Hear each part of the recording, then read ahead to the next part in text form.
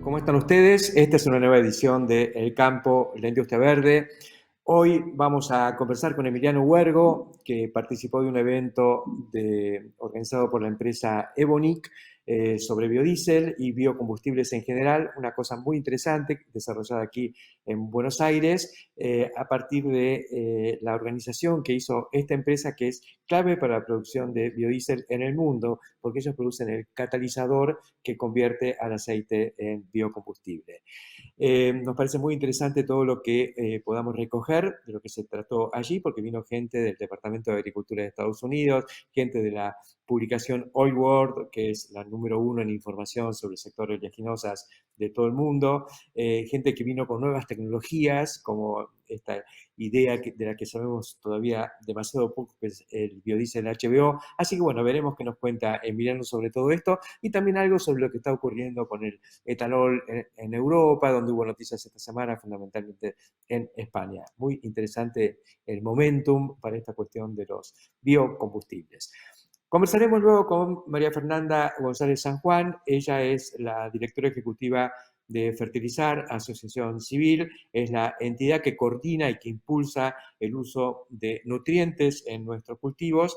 Un año muy particular, atravesado por 1000 factores, exógenos, propios, la sequía. Además, queremos saber dónde estamos parados, si hay fertilizantes, y el abastecimiento es y va a ser fluido, si la demanda está, si los productores tienen disposición a seguir manejando los cultivos como lo venían haciendo. En fin, todo muy rico lo que podamos conversar con María Fernanda. Y como siempre, Jorge Castro pintándonos un poco los elementos que hacen a la configuración de este mundo de los agroalimentos, hoy con especial sesgo en lo que está ocurriendo con la India. Así que estos son los temas que vamos a compartir con todos ustedes aquí en el campo de la industria verde. Ya empezamos.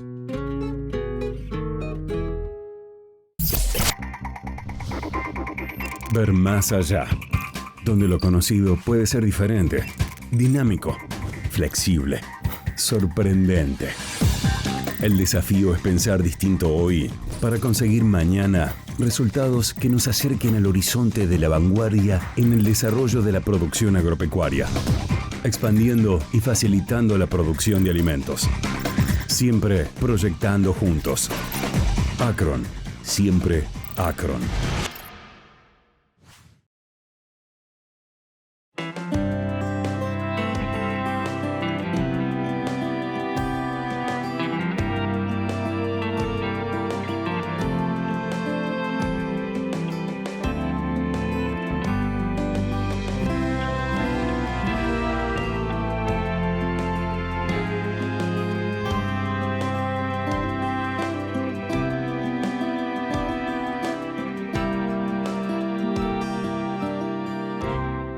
Aceitera General Dehesa.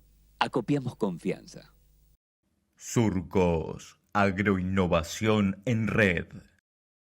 Lo primero es acompañarte siempre. Cotiza tu campo en granizo4x4.com.ar. La segunda seguros. Lo primero sos vos.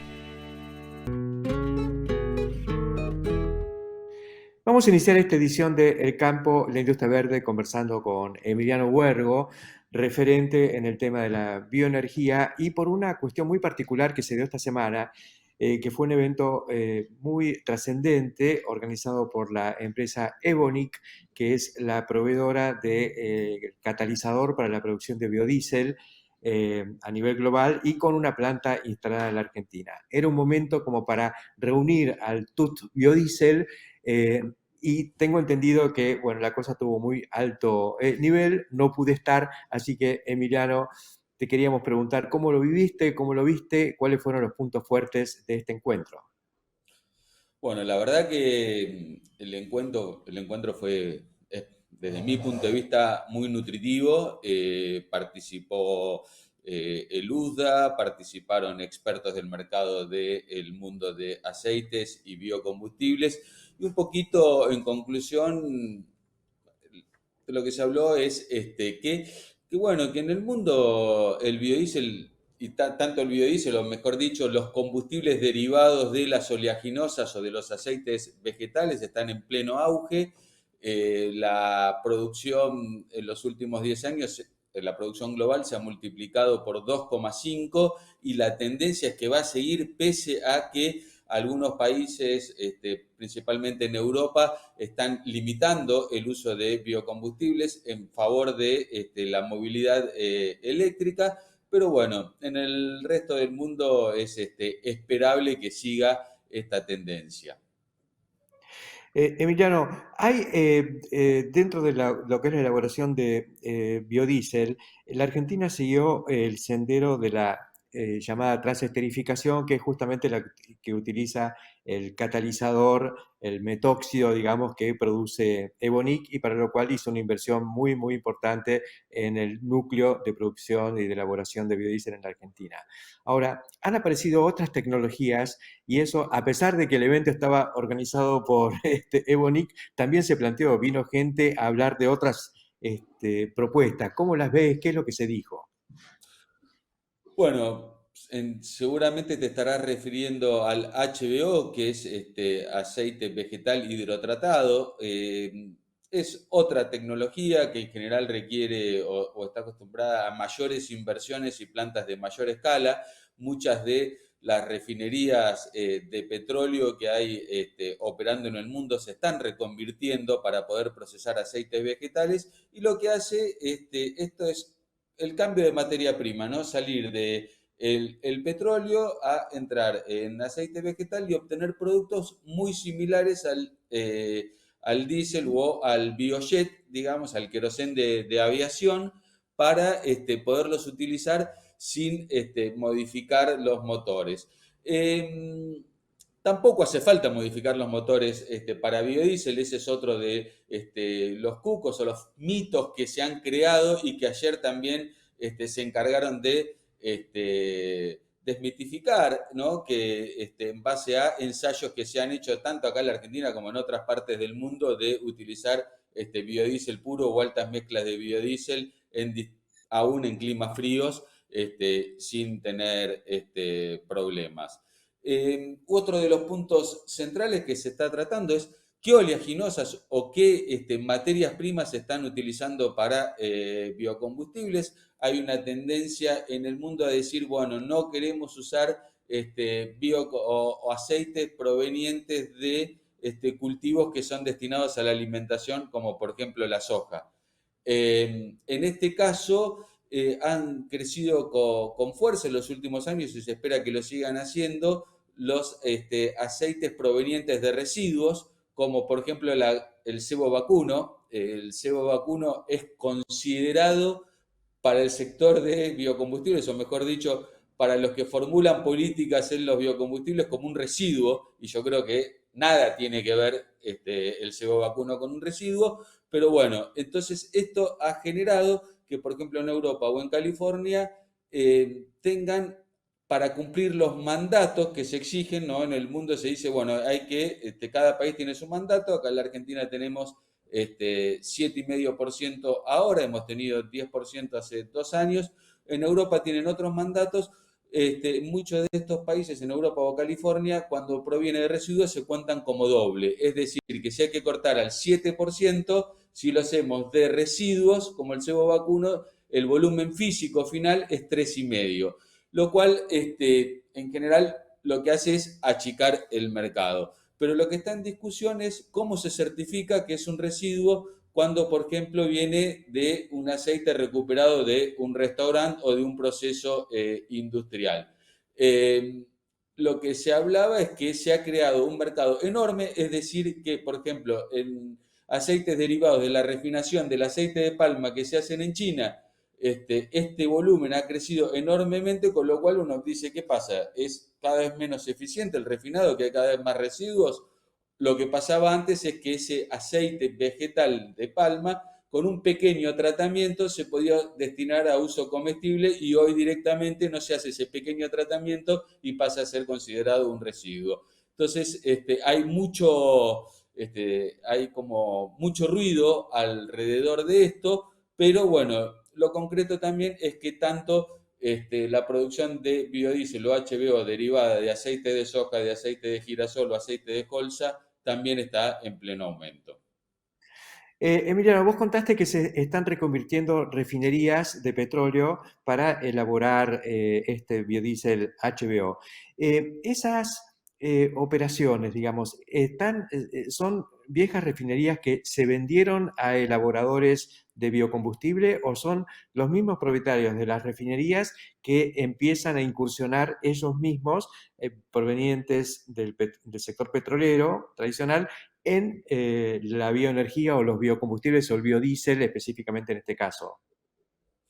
No, en este caso que estamos hablando son los mismos productores, las mismas viejas compañías de petróleo, que ahora se llaman compañías energéticas, son las que están remodelando sus instalaciones para ser ellos los productores del biocombustible. Lo que sí se está haciendo, hay varios ejemplos, caso muy reciente en Estados Unidos de la firma Chevron, que se ha asociado con las grandes empresas agroindustriales, de commodities agroindustriales, para lograr, digamos, un fluido abastecimiento de materia prima, que quizás es lo que a ellos más les cuesta, ¿no? Cómo conseguir ese aceite. También se están asociando con empresas de genética de cultivos para desarrollar nuevas oleaginosas, fundamentalmente para utilizar estas refinerías que se utilizan tanto para hacer este HVO como para hacer combustible de aviación. Y este biocombustible de aviación, por una norma, una exigencia de la asociación o quien regula, digamos, la actividad aerocomercial, exige que estas materias primas vengan de residuos o de aceites no comestibles. Entonces hay mucho interés por estudiar nuevos cultivos, como por ejemplo ha aparecido acá en la Argentina hace pocos años la carinata. Claro, la carinata que obviamente tiene esa imagen de que como no va a consumo humano, entonces no hay competencia alimentos versus energía. Todo un tema en debate porque finalmente ocupa una superficie que podría estar ocupada por otra cosa. Y al mismo tiempo uno piensa qué sería de los precios agrícolas si no existiera el etanol de maíz o mismo el biodiesel, porque en el mundo yo calculo que se deben estar usando como 10 millones de metros cúbicos de aceite de soja, por lo menos por año, y de aceites en general para convertirlos en biodiesel, y uno no se puede imaginar, y quizás se haya tratado en este evento, lo que pasaría con los mercados si sobraran 10 millones de metros cúbicos de aceite por no utilizar biodiesel. Bueno, lo que se está viendo en general es que la proporción de aceite que se destina a biocombustibles está estable en el mundo, porque está creciendo la oferta de aceites, está creciendo la capacidad de crushing, por ejemplo, de oleaginosas, se están mejorando los rendimientos de muchos cultivos.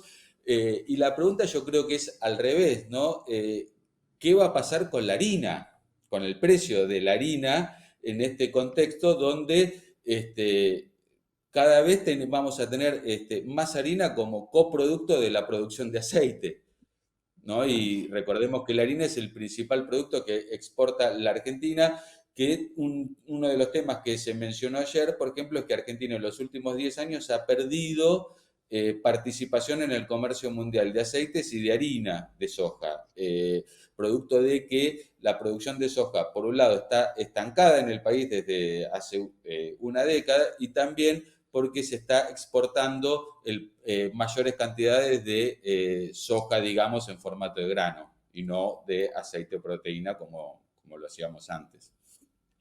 Emiliano, sé que hay más cuestiones, así que vamos a hacer un pequeño corte y la seguimos enseguida. ¿Nos esperás? Sí, por supuesto. Auspicia Chomel, para su fertilizadora destinada a microgranulados y sembradora de pasturas línea Spin. Chomel. Una vez que arrancamos, no paramos. Imagina poder crecer sin límites. Y pesa Silo. Si lo imaginamos, podemos. En Rizobacter creemos que la agricultura hay que hacerla como nunca. La microbiología agrícola nos dice qué hacer, porque cada semilla, raíz o cultivo sabe lo que necesita. Y trabajamos todos los días para también saberlo nosotros, sin dejar de pensar que alrededor hay un productor, una familia, una ciudad.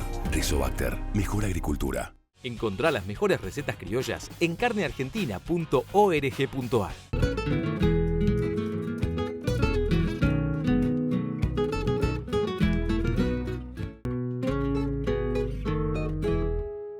Seguimos en el campo de la industria verde, venimos conversando con Emiliano Huergo sobre la cuestión de biodiesel a partir de un encuentro que hubo esta semana organizado por la empresa de origen alemán Evonik, instalada en la Argentina para producir el catalizador que convierte al aceite vegetal en biodiesel. Pero Emiliano, quería sacarte un poquito del tema específico del biodiesel, que ya lo trillamos bastante en el bloque anterior, para comentar un poco lo que ha sucedido también en estos días, donde me llamó la atención que en España, por ejemplo, aparece de pronto un interés casi inesperado por el bioetanol. Y eso rompe un poco también con lo que planteabas en el bloque anterior respecto a este debate del destino alimenticio o energético de los recursos tradicionalmente alimenticios como los granos. Contanos qué es lo que está pasando en España. Bueno, en España hubo un evento esta semana también de biorefinación, impulsado por también intereses, digamos, ya sea del público en general o del sector agro-bioindustrial, como se le llama, por fomentar más el uso de biocombustibles. Recordemos que en Europa hace poquitas semanas se le puso fin a los autos que generan emisiones por el caño de escape, ¿no? Y esto trae como un impulso acelerado hacia la movilidad eléctrica, que ya viene gozando de enormes beneficios fiscales, pero aún así, al día de hoy, el 90% de la energía renovable utilizada en el transporte europeo sigue siendo, digamos, por decirlo de alguna manera, impulsada por los biocombustibles o con participación de los biocombustibles, ¿no? Entonces, todavía es baja la penetración del auto eléctrico y fundamentalmente del auto eléctrico cuyas baterías se cargan con electricidad producida renovable. Bueno, ahí se comentaba mucho de la necesidad que tiene España de procesar ciertos granos que generan ellos, que además todo lo que trae, ¿no?, con la bioeconomía circular alrededor, que tiene que ver con, por ejemplo, los productos para la nutrición animal. España es el principal proveedor de toda Europa de alimentos para la nutrición animal. Y ellos hoy están importando harina de soja y justamente lo que quieren es dejar de importar harina de soja y utilizar burlanda, que es un coproducto de la molienda de maíz o de la producción de bioetanol. De ahí también viene un fuerte interés para ellos. Además, ¿no?, de que consideran que el bioetanol es hoy la mejor alternativa para descarbonizar ya el transporte sin necesitar inversiones. Ahí mencionaban la enorme cantidad de emisiones que se generan, por ejemplo, para renovar todo el parque automotor. Y de esta forma no hay que renovar el parque automotor, sobre todo en un contexto donde cada vez en Europa el parque automotor es más viejo, es decir, se compran, digamos, no hay tanta renovación como había hasta hace unos años. Claro, en eso es como que, porque a veces no se tiene muy en cuenta esta cuestión de lo que significa también en términos de huellas de carbono pasar de un modelo, como es la movilidad actual, a un modelo de movilidad eléctrica. Tenemos que fabricar cientos de millones de vehículos eléctricos, no solo la cuestión de la batería, sino de todos los componentes que implican esa reconversión, más la generación de una infraestructura nueva, tanto para lograr electricidad como para transportarla y abastecer a una parafernalia de vehículos en recarga. Sí, sobre todo también lo que ellos mencionaban es que, por ejemplo, a partir de la invasión rusa a Ucrania, con toda la crisis energética que se ha desarrollado, quedó demostrado que la participación de las energías renovables todavía es muy frágil. Por ejemplo, bueno, Alemania consume una enorme cantidad de carbono, está consumiendo en estos momentos producto de que no puede usar el gas. O sea, estamos siempre hablando de todavía energías fósiles para generar energía eléctrica, mientras hoy por hoy tenemos la solución para tener energías renovables en el uso de automóviles a partir de los biocombustibles. Y en este contexto que decía, que mencionaba sobre la guerra, hacían hincapié en que también justamente por la crisis energética hay proyectos de leyes en Europa para disminuir o sea, poner un tope a el tamaño de las pantallas de los televisores por el consumo energético que generan. Y decía, en este contexto donde no vamos a poder tener una TV de más de 40 pulgadas, vamos a tener autos eléctricos, lo cual no es descabellado, ¿no? El planteo. Es interesante y yo creo que ese es un punto muy fuerte que se viene planteando y creo que es un poco la visión sudamericana, liderada por Brasil, de que la movilidad eléctrica es un poquito una engaña pichanga, en el sentido de que lo que no emiten los caños de escapes lo van a emitir las nuevas usinas que va a haber que generar o que construir para generar esta electricidad. Hoy no tenemos muchas fuentes renovables naturales y construidas por el hombre, como las grandes represas. Los ríos ya están aprovechados en su enorme mayoría, los saltos de agua, o sea que no hay mucho lugar para energía renovable por el lado de los Itaipú, Yacyretás y todas o nosotros acá con el Chocón, con nuestro sistema que es fenomenal y todavía tenemos mucho por hacer, pero no va a alcanzar y nadie imagina un mundo funcionando con electricidad generada a través de represas. Y la eólica, la solar y demás están avanzando muy rápido, pero siguen siendo marginales. Así que por ahí estamos poniendo el carro un poquito delante del caballo con tanta manija al auto eléctrico. Sí, seguro. Aparte hay que ver lo que está pasando en los países con geografías o con, digamos, producciones similares a la Argentina.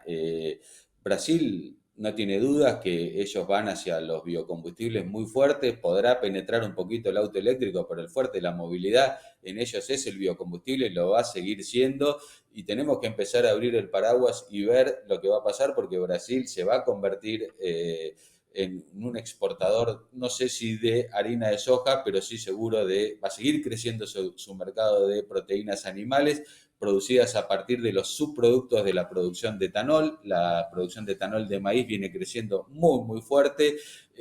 Hace pocos días se anunció la construcción de una planta de etanol de trigo en el sur de Brasil y justamente pensando en que esa región ahora va a ser productora de trigo. Recordemos que Brasil es nuestro principal socio comercial con el trigo. Bueno, ellos ya están pensando en que no solo en que van a dejar de importar, sino que van a tener que hacer algo más con la producción que van a tener porque han descubierto que con el HB4 justamente pueden tener un trigo de invierno y completar con su producción de soja y maíz que está creciendo de forma enorme. Entonces, y generando además como subproducto alimento para la nutrición animal, que ellos van camino a ser el principal proveedor del mundo de proteínas animales. Entonces, es increíble lo que pasa y nosotros nos vamos perdiendo cada vez más oportunidades, no solo, o sea, pensemos en el contexto, no solo, ya no exportamos, nos va a costar exportarle biodiesel, en algún momento le hemos exportado en muy pequeña cantidad, pero bueno, ellos ya tienen su propio abastecimiento de biodiesel.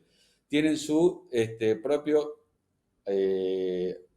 producción de etanol, que es casi el 50% del mercado de combustibles naftero. No nos van a comprar más trigo. Van a ser exportadores de carne mucho más que lo que son ahora. Bueno, tenemos que empezar a abrir el paraguas, me parece, ¿no? De ver qué es lo que está pasando. Con nuestra Combustibles, tecnología. alimentos. Gracias, Bueno, Emiliano, por estos comentarios y esta puesta al día a partir del evento de Ebonic, que dejó mucha tela para cortar, sobre todo por la gente que vino, que contó esto de la tecnología del HBO desde Neste, la gente del Departamento de Agricultura de Estados Unidos, la gente de Oil World, la gran multimedia, digamos, de los aceites en el mundo, así que todo muy rico, muy interesante. Muchas gracias y la seguiremos prontito. Dale, muchas gracias. Hasta luego. Nosotros continuamos aquí en el campo en la industria verde. Ya volvemos. En Corteva AgriScience, la sostenibilidad es más que una palabra. Representa quiénes somos y lo que hacemos. Es la base de nuestro futuro. Un futuro que estamos construyendo ahora. Juntos, estamos presentes siempre. Genética sustentable para el cultivo de algodón.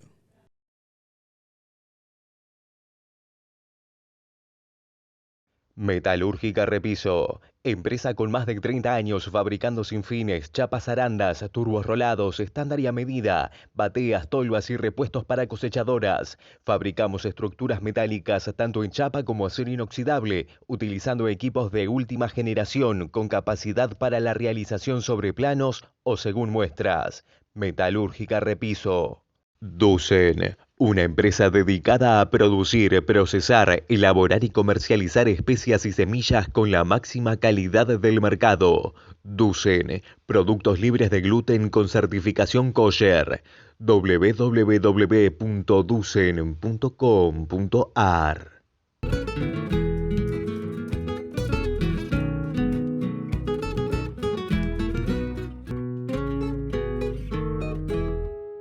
Continuamos en el campo, la industria verde. Vamos a conversar ahora con María Fernanda González San Juan.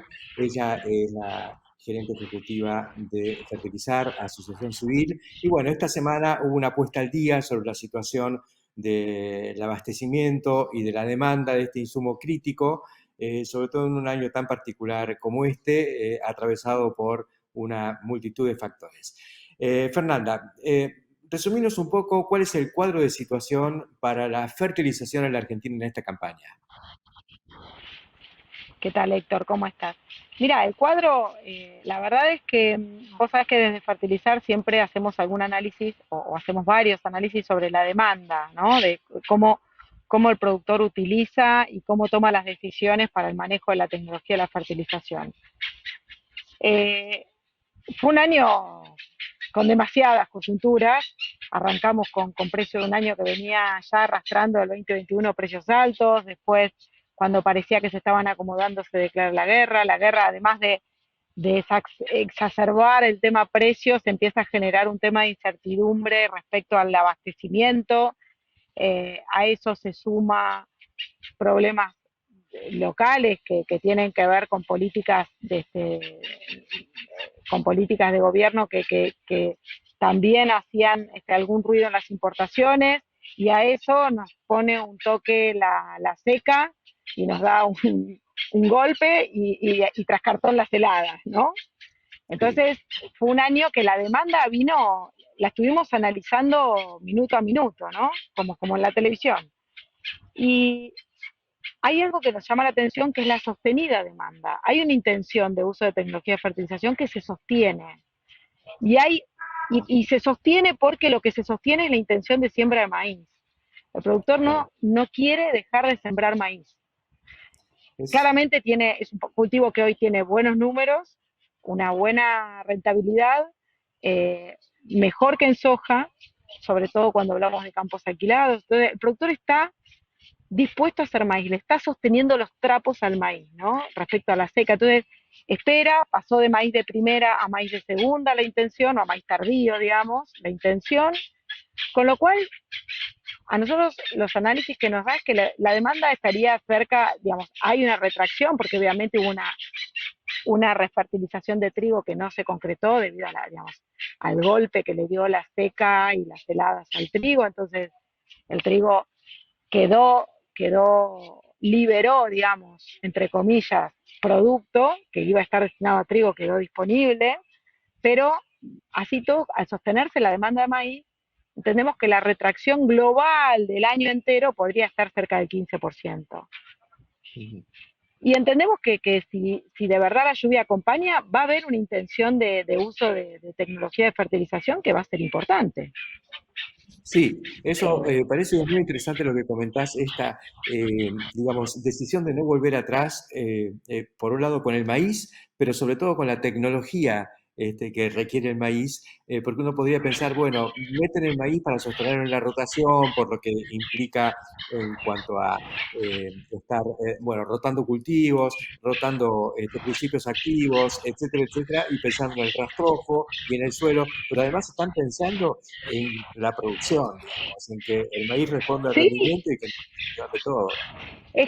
es que hoy la evidencia que tenemos respecto incluso al maíz tardío, al maíz de fechas más tarde, la verdad es que la evidencia científica, la evidencia técnica es fuerte y es un cultivo, sigue siendo maíz, con ciclos más cortos, pero sigue siendo maíz. Y el maíz es mágico, ¿viste?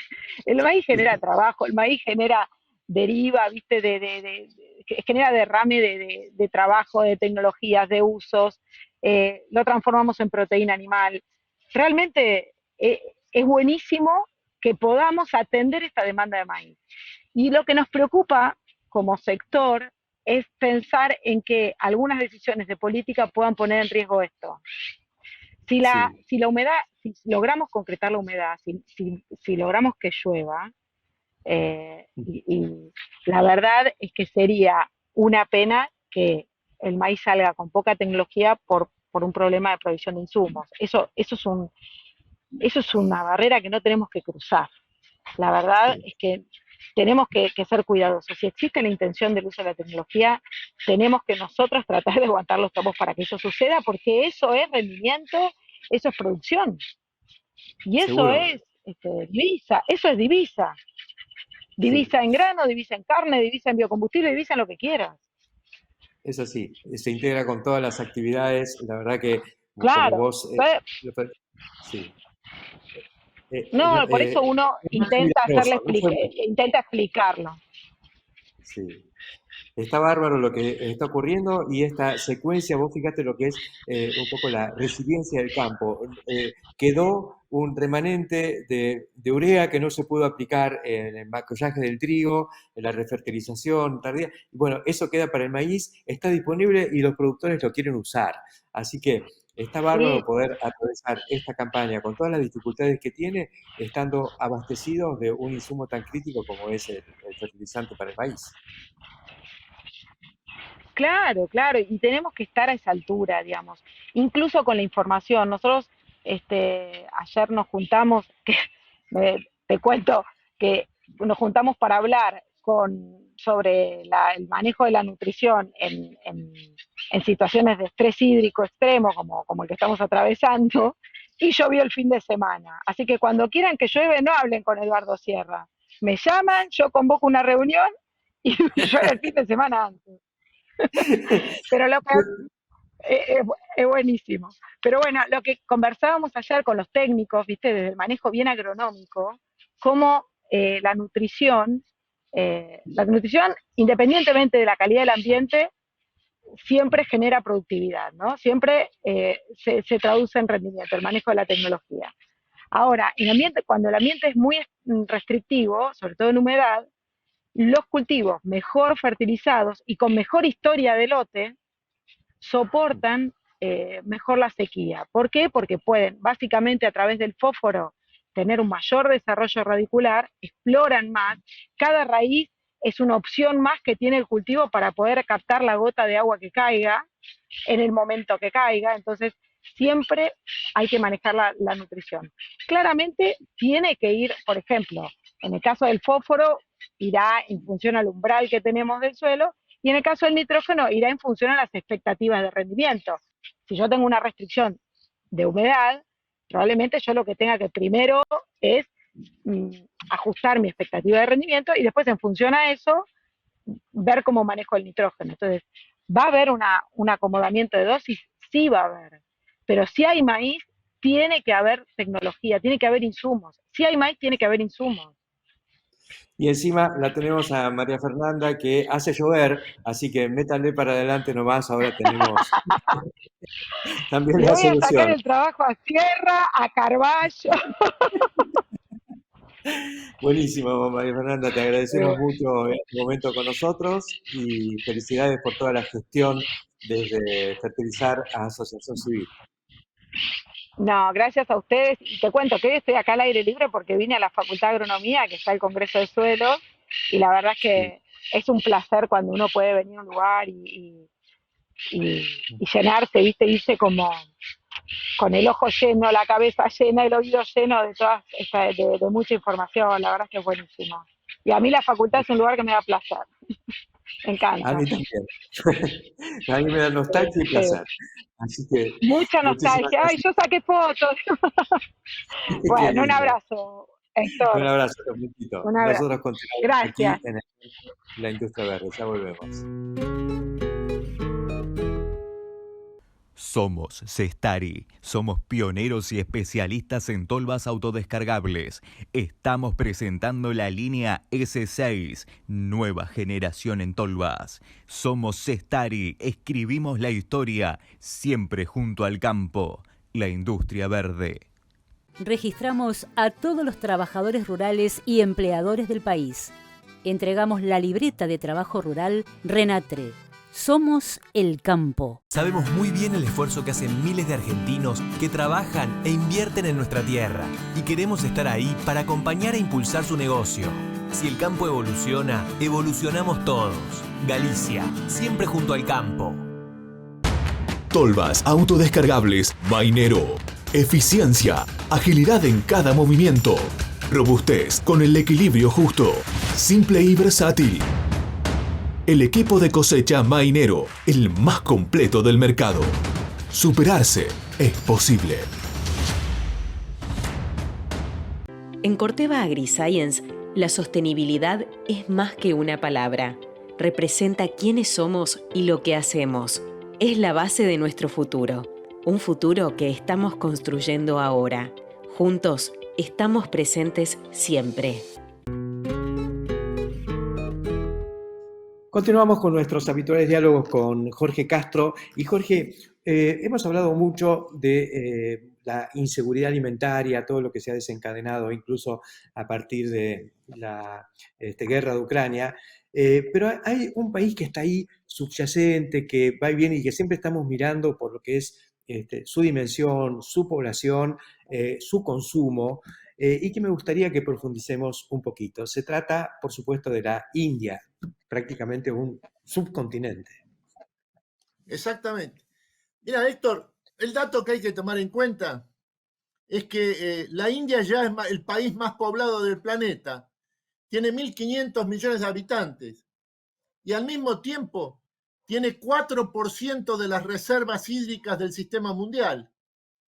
Por eso hay una crisis crónica en materia de agua y de reservorios de agua en un país que depende fundamentalmente de la producción agroalimentaria para alimentar a su pueblo y que dedica a la producción de agroalimentos, sobre todo trigo y arroz, más de 80% de las reservas hídricas de que dispone. Además hay otro elemento que lo hemos conversado más de una vez. El régimen de aguas de la India es extremadamente errático, es el sistema del monzón. El más de 80% de las lluvias, de las precipitaciones de la India tiene lugar entre los meses de junio a septiembre. En este periodo se producen más de 80% de las lluvias de todo el subcontinente, lo que significa, por ejemplo, que estas lluvias de una densidad y de un peso abrumador se desarrollan y se despliegan a lo largo de 20-25 días continuados, lo que significa, en definitiva, que esto tiene una capacidad de deterioro de los suelos, de erosión de los suelos, que son precisamente precisamente lo que sucede en las tierras que dedica fundamentalmente a la producción de trigo y de arroz, que son la base de la alimentación de su pueblo. Esto, a su vez, hay que colocarlo dentro de la paradoja, una de las típicas paradojas del mundo moderno, porque esto sucede en un país donde 700 millones de personas son campesinos y viven en el mundo rural, y de esos 700 millones de personas, más de 300 millones están al borde de la indigencia. Y sin embargo, la India, al mismo tiempo, el Banco Mundial estima que va a ser la tercera economía del mundo en 2025. Va a ocupar el lugar de Japón. Y al mismo tiempo, India es una potencia nuclear, dispone del arma nuclear, por un lado, y por el otro, es al mismo tiempo uno de los centros, sobre todo alrededor de Bangalore, la ciudad que es verdaderamente la capital de la alta tecnología en el Asia, que tiene como característica fundamental el hecho de que los reservorios de agua de estas 21 ciudades principales de la India se van a agotar en los próximos 5 o 10 años. Esta es una situación que, por su importancia, tiene un alcance mundial y por lo tanto afecta y obliga a la producción agroalimentaria de la Argentina, que es una de las más importantes del mundo, a disponer de una visión estratégica para saber qué significa la situación de la India en materia de producción de agroalimentos y sobre todo de la crisis crónica de recursos hídricos en las que se funda esta producción de agroalimentos. Muy interesante el comentario. Hace 20 años China no existía en el mapa de las proteínas animales. Hoy es una verdadera aspiradora de carnes de todo tipo y nos explotó en las manos. India es el principal cliente para el aceite de soja argentino. Podríamos proveer, digamos, es decir, ya hay un entramado, hay algo que está funcionando en la relación entre nuestra región y nuestro país y la India, pero bueno, alertas porque esta situación, más allá de que aparece en términos dramáticos, es estructuralmente una cuestión que va a adquirir dimensión estratégica, digamos. La India, así como China negaba que iban a importar alimentos, la India tiene que prepararse para poder atender los requerimientos de una población que además, fruto de la tecnología, se va también, va mejorando sus ingresos, ¿no? Necesariamente. Exactamente. Muchísimas gracias, Jorge, por tus comentarios de hoy y estaremos siguiendo atentamente lo que pase con China. Será hasta prontito. Snack Crops, Sociedad Anónima, líder mundial en la comercialización de especialidades con fuertes raíces en Argentina, lo invita a sembrar maíz pisingallo y girasol confitería para sus mercados en más de 60 países. Contáctenos al 011-5246-1901, vía mail a sergio.casas@snackcrops.com o bien visítenos en nuestra planta industrial ubicada en Pehuajó, provincia de Buenos Aires. Matbarrofex. Trabajamos para proteger las transacciones y transformar el mercado de capitales. Alari, seguridad antirrayos. Anulamos la formación de rayos en feedlots, silos, plantas de biogás y toda producción de alta concentración.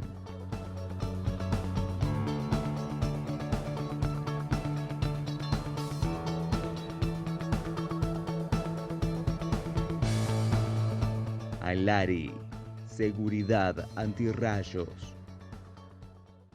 Metalúrgica Repiso, empresa con más de 30 años fabricando sinfines, chapas arandas, turbos rolados, estándar y a medida, bateas, tolvas y repuestos para cosechadoras. Fabricamos estructuras metálicas tanto en chapa como acero inoxidable, utilizando equipos de última generación con capacidad para la realización sobre planos o según muestras.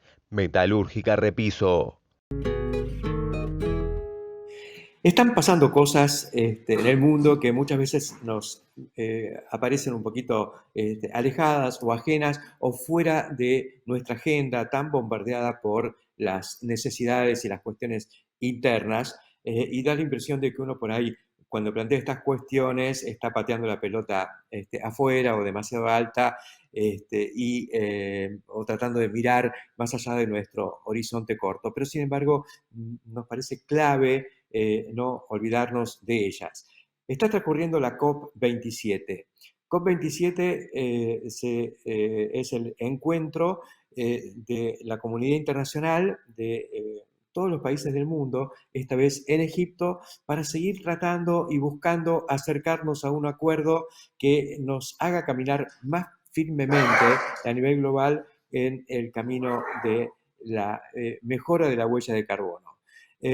Hay gente, incluso mucha gente del sector, y eso realmente duele, que es, por así decirlo, negacionista, gente bien formada, gente con buena información y sin duda con las mejores intenciones, pero que frente al embate ecologista ideologizado, al movimiento que se arroga o se autopercibe como ecologista, la tendencia a defenderse lleva a descalificar cualquier cosa que esté planteando esta problemática, como que estamos comprando la agenda europea, que estamos comprando la agenda verde, la agenda progre y demás, desconociendo que realmente hay un evento que está ocurriendo y que nos afecta a todos. O sea, no podemos ser en este sentido un poco terraplaneros como suenan quienes piensan que todos los demás están viniendo contramano y que nosotros tenemos la posta, y entonces nos da lo mismo, y eso lleva, y hay cierta coherencia entre lo que uno ve